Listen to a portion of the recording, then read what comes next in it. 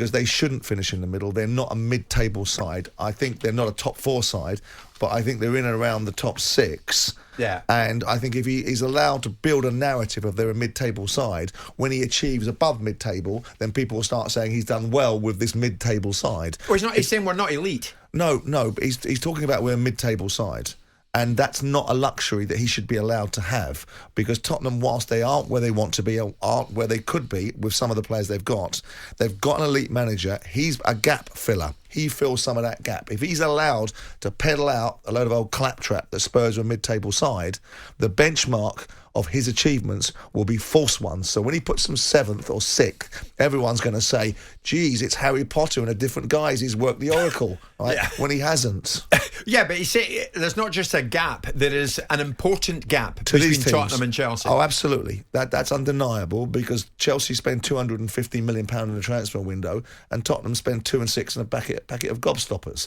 So there's a difference in that respect. And he will, of course, be ramping up that narrative and ramping up that argument that in order to compete, they need the money. And, of course, that's only fair, because you've got to give someone the tools. But let's have it right. You know, there was an argument being suggested that he is working the Oracle at Tottenham. And I said to you yesterday, it's about levels.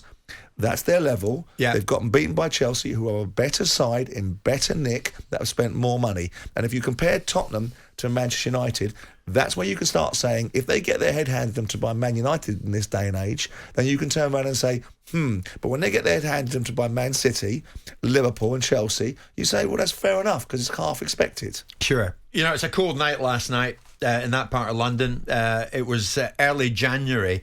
And you think, well done the Tottenham fans for even going. Do you know what, Simon? It remains this morning 1 win in 36 visits to Stamford Bridge for Spurs. Yeah. Okay. 1 win in 36 visits. Yeah, okay. But Chelsea, that's insane. That's over 18 seasons, isn't it? No, it's over 36 seasons, isn't it? Of course, what I'm thinking of twice. Yeah, okay. So over 36 years, 36 times they've played Chelsea, they've only won 1 at Stamford Bridge.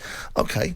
Well, I mean, I don't know what the reverse fixture looks like. How many times have Chelsea gone to Tottenham and got a result there? That might be 3 wins in 36. I don't know the dynamics of that. But, you know, Chelsea for a long time have been at a club for 17, 18 years, even when Batesy was there and they were bringing in Ruud Gullit and other people, Ken Bates was there, they were still slightly, you know, in advance of Tottenham from the investment off the pitch. Yeah. So you now look at it and say, where Tottenham are really coming to the fore now is they are taking properly, fully fledged, bona fide winner managers, whatever stage they're at. Mourinho's a winner. He might not have been at the right stage in his career, but now you've got a live one, and Conte needs to be given a little bit of time, and he certainly needs to be given some support, because whilst he's not as much of a spendthrift as people think he is. People think that when he comes along, bang, you have to set the place on fire with finances. Yeah. And if you look at his actual return on investment and the points that he accumulates, because I did an analysis of the top 6 managers or the top 6 clubs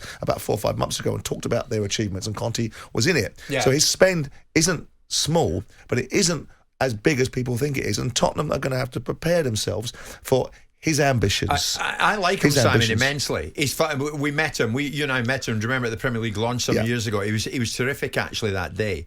But he's flamboyant. He's robust. He normally gets what he wants. Yeah. Is it virtually impossible for even Conte to turn this lot round and turn them into serial winners? From what you saw last night, it's the same players. How do you make them serial winners? Okay, serial winners means that you've got to overturn clubs that are significantly better than you right now, that have invested for significantly longer periods of time, specifically Chelsea and Man City. So how Tottenham are going to try and bridge that gap, and what that gap bridging looks like, we're talking about winning something. Do we know that that's what Tottenham's motivation is? Is it Tottenham's real belief in their boardroom with Daniel and with Joe Lewis? Yeah, but that's what Daniel wants to tell the media, and that's what Daniel wants to tell the fans. That's got to be the aim, though. But no, the aim has to be that Tottenham get in and out amongst it, get into the Champions League. Do they really believe in the fibre of their being that they can go and take on Man City and Chelsea to win Premier League titles? And if they do, then they've got to do 2 things. They've got to match them economically, and they've got to match them in the dugout. Now, they've matched them in the dugout.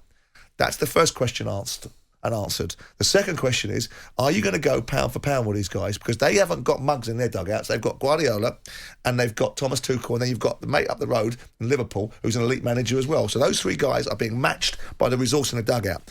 Now you're going to have to match them economically. Not Liverpool so much, because they're a little bit of a different fish. Yeah. But Chelsea and Man City go pound for pound with anybody in the world, PSG and anybody. So you have to look at that and say, if we're going to be a winner, and what does a winner look like to Tottenham? If Tottenham fans say a winner means a title or a Champions League or an FA Cup, I think they're going to find themselves maybe disappointed. If a winner looks like a team that occupies one of the top 4 spots in the Premier League, then they may have their Christmases there. Yeah, I'm hurrying along to the break. Incidentally, is this tie over? Is it over? Yeah, done, yeah. Is it? Yeah. 2-0? Yeah, done, yeah. Chelsea are too good. Jim White and Simon Jordan, Monday to Thursday morning, 10 till 1. On AM, on DAB, via the talkSPORT app and on your smart speaker. talkSPORT.